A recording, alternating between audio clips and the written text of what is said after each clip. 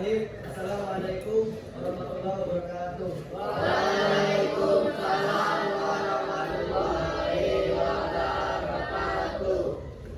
Apa kabar anak-anak semua?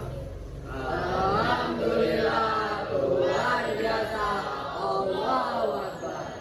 Baik, sebelum memulai pembelajaran, alangkah baiknya kita berdoa terlebih dahulu. Ketua kelasnya, coba diucapkan doa. Semua siap? Mari kawan-kawan, sebelum belajar marilah kita berdoa. Berdoa mulai.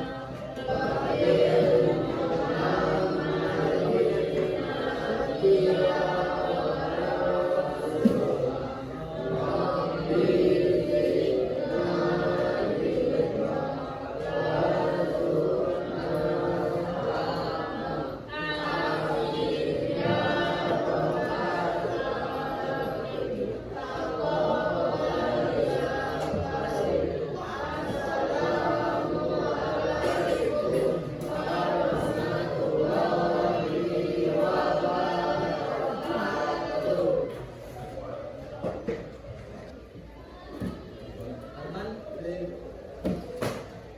Aura Malkis, Azhara, Rizkis. Pada bawa buku cetak semua. Baik anak-anak, pada minggu kemarin kita sudah belajar apa itu pengertian toleransi. Pada minggu ini kita belajar itu praktek toleransi umat Islam sepanjang masa. Dibuka buku kalian ada di halaman 205. Praktek toleransi umat Islam sepanjang masa. Nah, pada minggu kemarin itu kita sudah mempelajari pengertian toleransi. Masih pada ingat nggak apa itu pengertian toleransi? Ingat kan?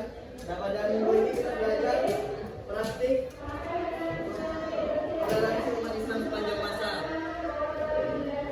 Di bab kali ini itu ada contoh-contoh toleransi yang dipraktikkan umat Islam sejak zaman Nabi Muhammad SAW sampai ke zaman sahabat.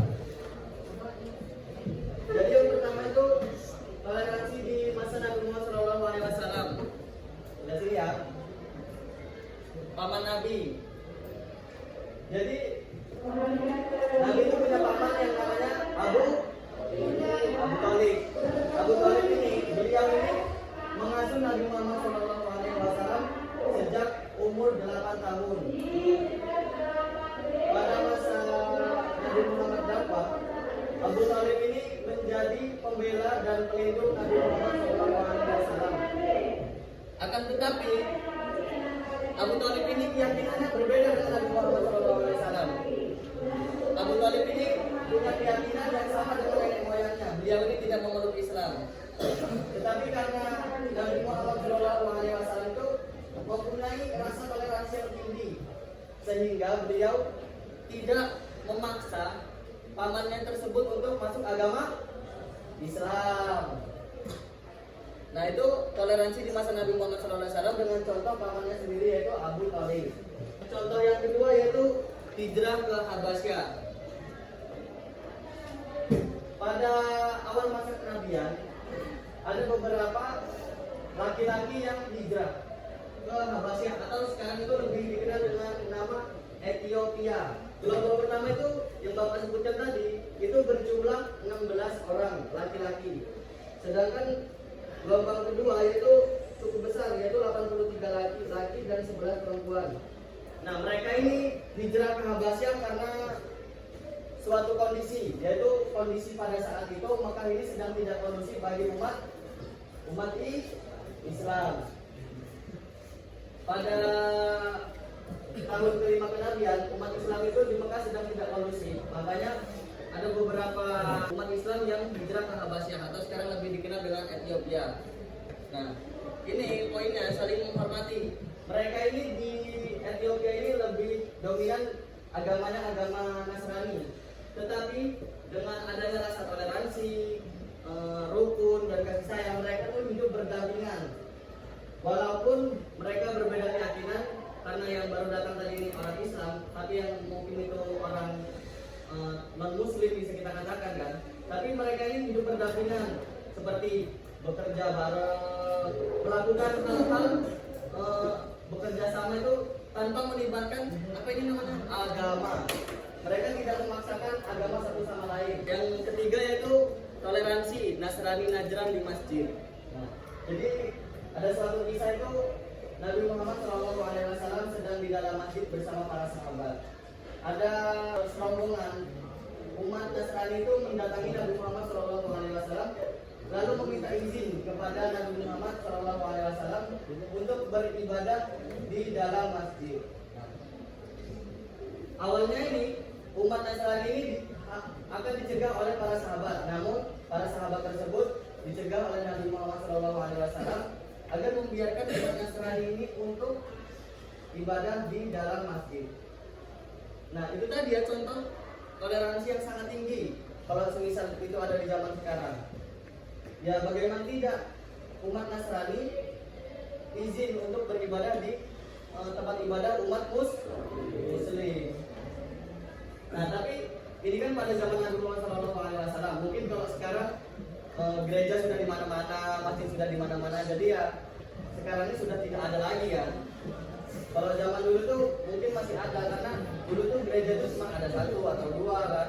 Jadi adanya masjid, mereka meminta izin kepada Nabi Muhammad SAW untuk beribadah di tempat tersebut.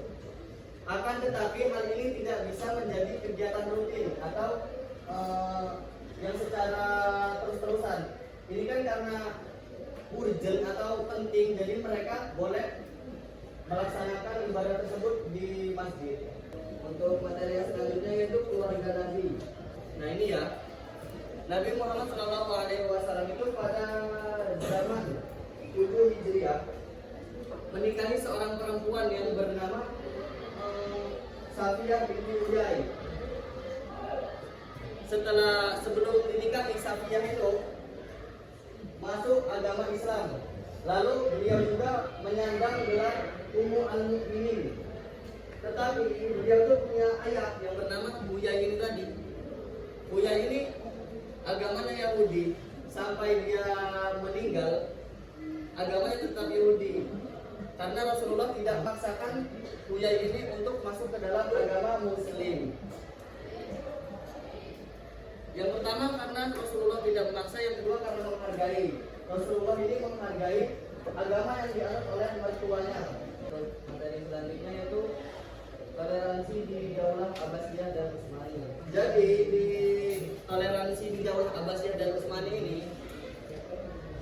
pada zaman Abbasiyah banyak pekerja, para pekerja itu seperti pelukis, pemahat, bekerja membangun di Baghdad itu semuanya tidak bukan semuanya itu beragama Islam, tapi kebanyakan mereka itu dari umat Nasrani. Nah, toleransinya di sini yaitu pada zaman Abbasiyah ini mereka para pemimpin itu memberi kebebasan kepada umat Nasrani tersebut untuk memeluk keyakinan agamanya. Dengan demikian halnya dengan umat Nasrani dan Yahudi di wilayah yang dikuasai oleh umat Muslim di Turki. Di sini kan ada 3 contoh ya, Abbasiyah, Utsmani, dan Al-Fat. Nah, pada zaman Utsmani, ya mereka itu sama saja seperti zaman yang Abbasiyah. Mereka tuh membolehkan atau membebaskan para pekerja yang bukan umat Islam untuk meyakini apa yang telah diyakini sejak awal. Dia tidak memaksa para pekerja tersebut untuk masuk agama Islam. Misal gini, misal kalian jadi bos lah kalau sekarang bukan pemimpin ya. Terus kalian punya ini nih, kalian punya anak buah kalian nggak Islam, terus kalian suruh, pokoknya kalian harus masuk Islam. Kalau kalian tidak masuk Islam, saya pecat. Nah, jangan kayak gitu. Itu namanya nggak toleransi ya. Nah, yang terakhir itu toleransi di Indonesia. Nah, bukan hanya di zaman Nabi ada toleransi itu, di Indonesia juga ada. Kalian dari Jakarta itu ada bunyinya kayak gini, dengan kewajiban menjalankan syariat Islam bagi pemeluknya. Nah, karena kita di Indonesia ini Bhinneka Tunggal Ika kan, banyak sukunya, banyak agamanya, jadi tuh ini dihapus karena bukan hanya Islam yang ada di Indonesia ini, tapi kan ada 6 agama lainnya. Jadi untuk menghargai dan menghormati keberadaan agama non-Muslim yang berpengaruh kita yang non-Muslim, itu para pemimpin Islam di Indonesia itu menyepakati untuk menghapuskan kata yang Bapak sebutkan tadi ya. Untuk penjelasan Bapak ini, ada yang ingin ditanyakan nggak? Oh, berarti Bapak yang nanya ya? Nah, coba Bapak mau nanya ke kalian.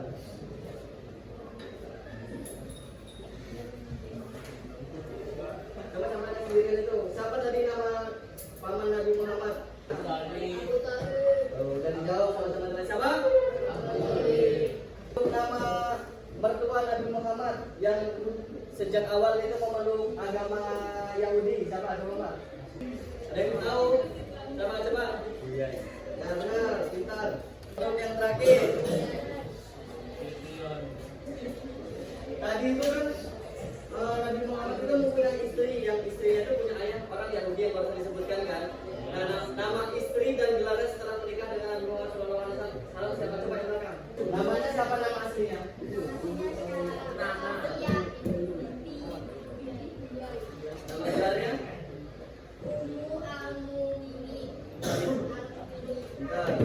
Nah, dari penjelasan Bapak tadi dari awal yang praktik tadi, ada nggak yang bisa menyimpulkan penjelasan semuanya yang dari Bapak tadi jelaskan?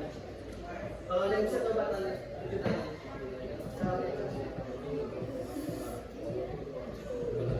Nah, jadi gini ya, kesimpulan pada pelajaran kita hari ini itu, coba, toleransi merupakan ajaran pokok dalam Islam sejak masa Nabi Muhammad SAW. Maksud dari ini toleransi itu menjadi ajaran inti lah. Kita tuh sudah diajarkan sejak masa Nabi, bukan hanya di masa sekarang. Yang kedua yaitu umat Islam sejak dahulu menghormati pemeluk agama lain tanpa paksaan. Nah, jadi kayak ada teman-teman kalian yang maafkan non-Muslim itu kan kalian juga tidak pernah memaksa kan kalian untuk mereka itu masuk ke agama Islam. Yang ketiga yaitu contoh sikap toleransi terlihat dari kehidupan Nabi, para sahabat hingga masuk ke dalam Islam.